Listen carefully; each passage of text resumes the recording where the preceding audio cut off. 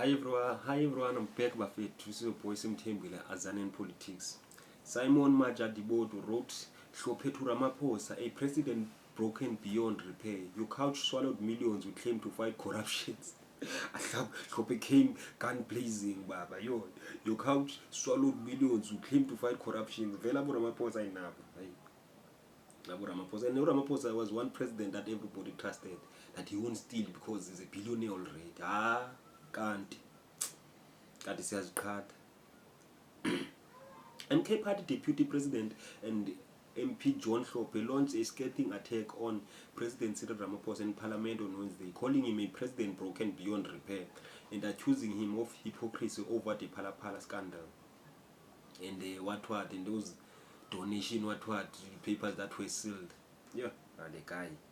Hlophe slammed Ramaphosa while speaking at the president's budget vote for 2025-2026 financial year in Parliament on Wednesday afternoon. Hlophe criticized Ramaphosa's anti-corruption stance, mentioning the theft of undeclared foreign currency from a couch on the president's Phala farm. You hide dollars like a hustler stashing stolen goods under a mattress, quote and unquote. Hlophe said, speaking directly to Ramaphosa across the chamber. He was gun blazing.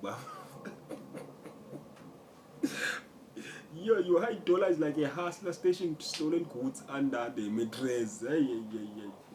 During his speech, Ramaphosa presented the budget vote with a focus on the 7th administration's 3 strategic priorities, including promoting inclusive growth, job creation, poverty reduction, building a capable, ethical and developmental state. You just are just talking, Janine. You regret SA. Just talking. However, the MK Party rejected the budget outright. Today we stand here not to decorate this chamber with empty words, but to deliver a clear message of defiance and truth, said Hlophe. We stand in absolute rejection of the vote of the presidents and the National Assembly budget. This is because we refuse to fund lies, hypocrisy and a failed dream. Exactly. Where are the smart cities? Ramaphosa is about to get out of the office. He's about to get out of office, but there are no smart cities that he talked about when he was coming in as a president. And they speak about 9 wasted years. What are these years? What are these years? Maybe they should speak about 30 wasted years. We stand in. He painted a bleak picture of daily life in South Africa, saying citizens were living in a country where the price of bread decides where a child eats or goes to bed hungry, and where hope is more expensive than petrol. I'm fed. And these people have killed our dream, Baba.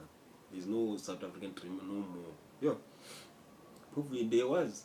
Was there any South African dream to begin with? Hey.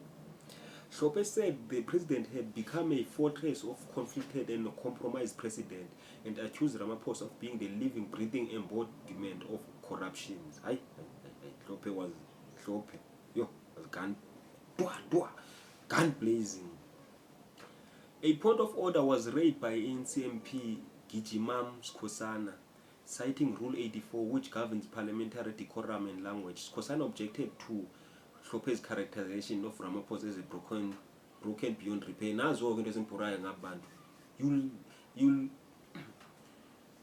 You'll raise point of order just to say something that's very useless. That's what they're doing in that parliament, wasting time with point of orders for some things that are very useless, petty issues. If you know Ramaphosa is not what is being described here, just keep quiet unless it hits home. However, Deputy Speaker Anele Rodriguez ruled that the mark was a matter of debate, not a breach of parliamentary rules. Yes, sir. Further points of order followed, with ANC MPs objecting to Hlophe's accusation that the president hid stolen currencies. Everybody knows that. It's out there. Just that he's a president.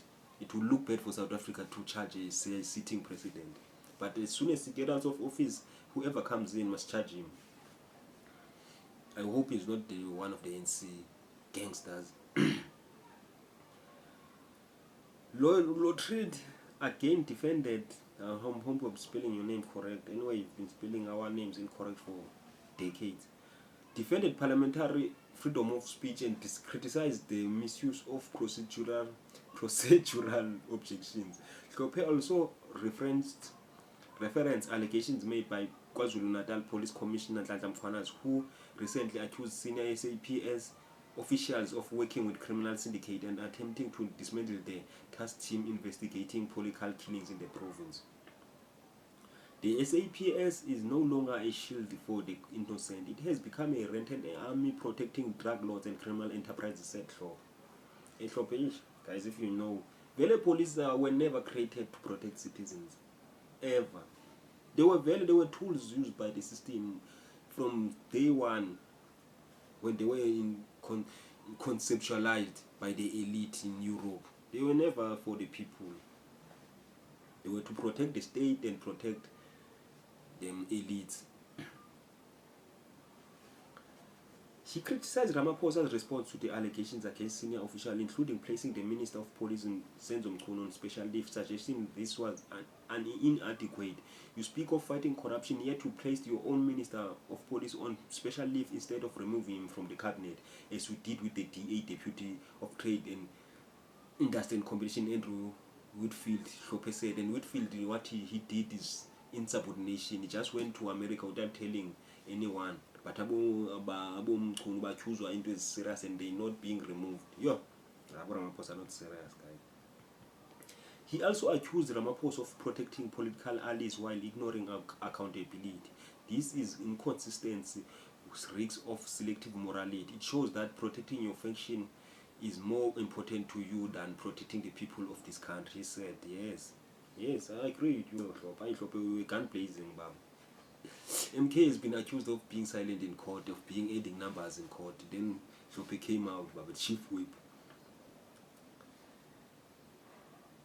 This inconsistency, risks of selective morality, it shows you that you protecting your faction is more important than protecting the people of this country.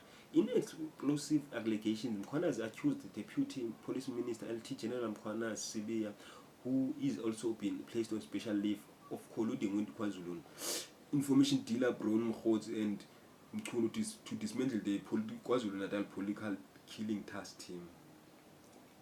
He claimed Mchunu disbanded the unit in March, halting 121 active dockets tried to political matters. Mkhwanazi presented WhatsApp messages, SAPS document, and cell phone records as evidence. Mchunu in a December 2024 letter to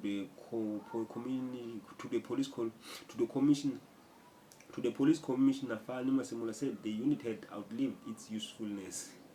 In response to the scandal, President Cyril Ramaphosa placed Mchunu on special leave and established a judicial commission of inquiry, which will waste probably another billion like the Zondo commission.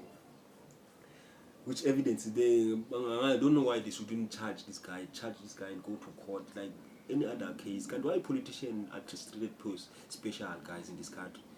Politicians and the elite are treated special. And if the citizens are not watching and seeing these things, I don't know what they want. In response to the scandal, President Ramaphosa has placed Mchunu on special leave to establish this judicial commission of inquiry. On Tuesday, Ramaphosa appointed Mantashe to have two roles, while he retains his role in the Minister of Petrol Resources, which is he has two ministerial positions. Abu Mantashe Babu, so Mantashe.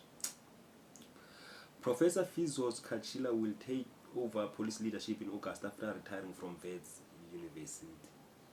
It's elite. It screams elite everywhere. It screams elite. So guys, please subscribe, Buffet. Please tell me what you think, Buffet. Hlophe came in, come please. Do you think the MK now will begin to make a serious impact in Parliament? Because people have been accusing them of just being silent, of adding numbers in Parliament. But Hlophe came up, plan pleasing, Buffet. Please subscribe, please like Azanian Politics.